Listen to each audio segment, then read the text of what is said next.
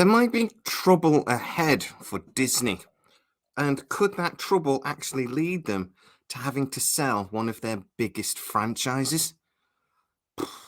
Welcome to Sidetrack, your sci-fi TV, a movie channel.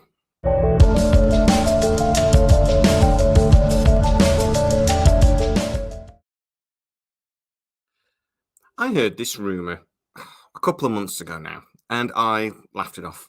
I told the person that told me that they were being ridiculous, stupid even, and that this was never going to happen. That Disney was simply too big to sell such a massive franchise.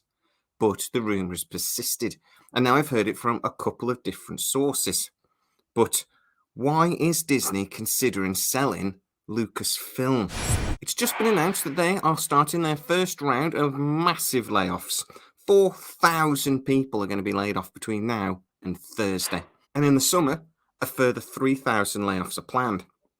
That is the biggest layoff in Disney's history. 7,000 people. The staff at Disney are calling it the bloodbath. Now, even though this isn't going to affect the frontline staff at the theme parks and things, this is going to affect Disney across the board. ESPN, the theme parks, etc., the entertainment side, there is going to be layoffs across the board. They are trying to make $5 billion worth of savings because, basically, they're hemorrhaging money.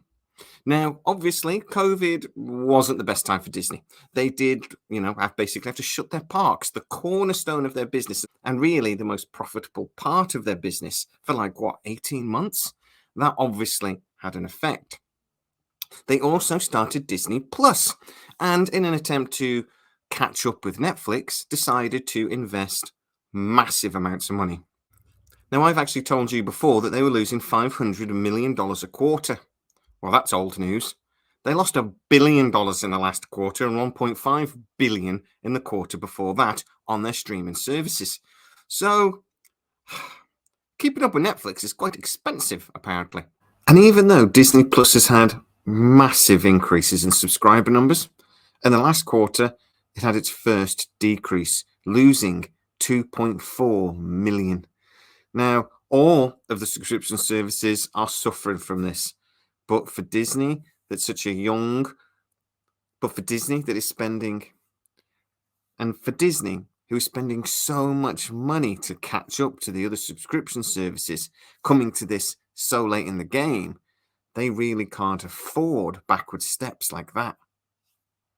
Now, all of the subscription services are having the same problem. There's a cost of living crisis. People are panicking about the dollar and the pound, and they're thinking, I don't need 4 or 5 streaming services. 2 will do.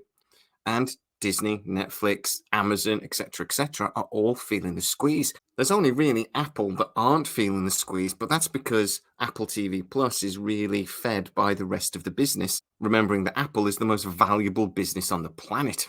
So Disney is losing money. They need to save a crap load of money. Could this problem actually lead to the unthinkable? Them selling Lucasfilm? Well, talking to an insider that I speak to that does actually work in this part of the business, he actually works in the legal side of things, but this is his area. He's telling me that this rumor has been going around for a while. Now, apparently, they did look at Marvel initially, thinking, could we sell Marvel Studios? And to be honest, that was decided as a no, because simply Marvel Studios is worth more to them. They have more content being produced from Marvel. They also have all of the comic books, etc. Marvel is generally a more adaptable franchise, and they think they can squeeze more out of it. At the moment, Lucasfilm only really has Indiana Jones and Star Wars, so it's a little bit more limited. Now, according to my guy, when this sale, if it were to happen, Disney would build in a bunch of clauses, which would basically mean whoever did buy it would still have to produce material for Disney. So from a customer's perspective, we might not actually see any difference.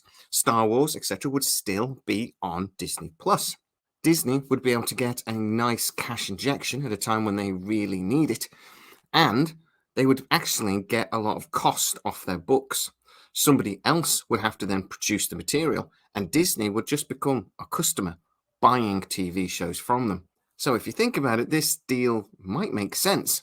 It lowers their risk, it lowers their outgoings, but actually doesn't affect the end product. However, it also does lower their long-term profits. Star Wars is, you still have to remember, pretty much a cash cow, but it's not the cash cow it once was.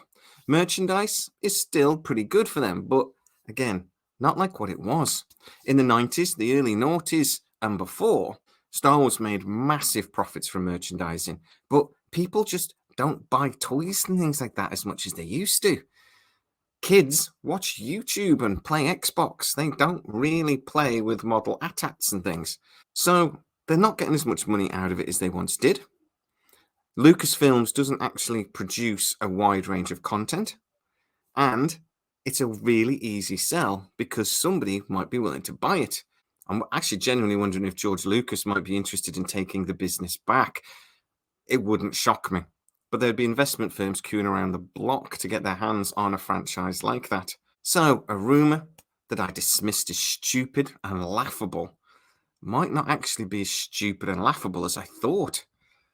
Star Wars genuinely could be up for sale. And I'd love to know exactly what you think about that. So please get into the comments.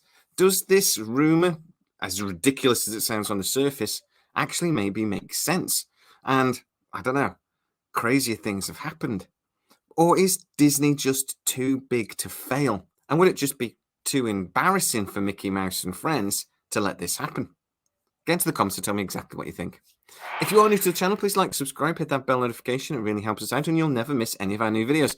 Also, you can go to patreon.com/sidetrack where you get to see most of our new videos first, without the adverts, for a small contribution that really helps the channel out each month. As always, please stay safe and I'll see you next time.